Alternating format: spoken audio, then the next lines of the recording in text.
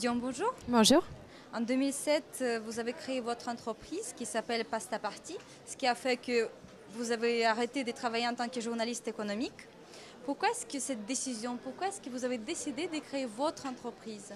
En fait, j'avais pas du tout envie de créer une entreprise. C'est parti d'une idée toute bête. Je m'ennuyais le dimanche soir, j'étais célibataire, j'ai commencé à rassembler des gens chez moi, je faisais des pâtes. Et très vite, en fait, ça a eu un certain succès.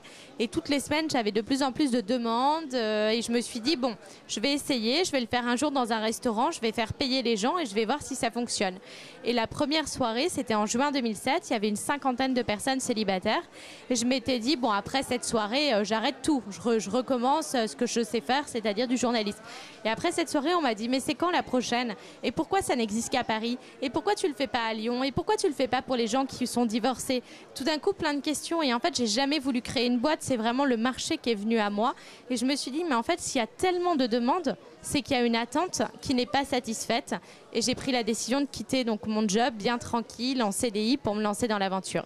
Donc Pasta Party existe aujourd'hui dans plusieurs villes. Quelle est votre ambition? Alors, Pasta Party aujourd'hui existe en effet dans 25 villes en France, donc on a à peu près quadrillé la France.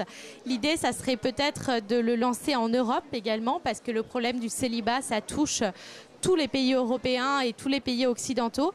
Donc on a envie d'aller plus loin, on est assez ambitieux sur le projet et surtout on a envie d'être un site de rencontre avec beaucoup d'axes, c'est-à-dire de permettre à la fois aux gens de commencer à se rencontrer sur le site, ensuite de leur organiser des soirées, que ce soit des soirées Pasta Party. Là ce soir je vais lancer les premiers cours de brico-déco pour célibataires.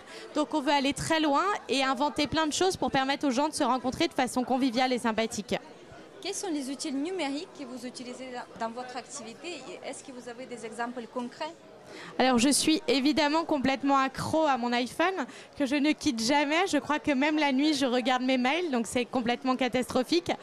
Et sinon, évidemment, j'ai un site internet, donc je suis obligée de comprendre ce que sont les nouvelles technologies, de comprendre les nouvelles demandes, que ce soit en termes d'application, en termes de référencement, et d'être complètement en phase avec ce qui se fait aujourd'hui. Donc je ne peux pas vivre dans ma bulle et dire les réseaux sociaux, ça m'intéresse pas, ça m'intéresse pas, c'est pas possible. Aujourd'hui, ces outils de communication, ce sont pour moi des outils, ce sont encore des outils et rien d'autre, mais il faut absolument les maîtriser. Héloïse Dion, merci beaucoup pour cette interview. Merci. Je rappelle que vous êtes fondatrice des Pasta Party. Merci. Bon salon et à bientôt. Merci.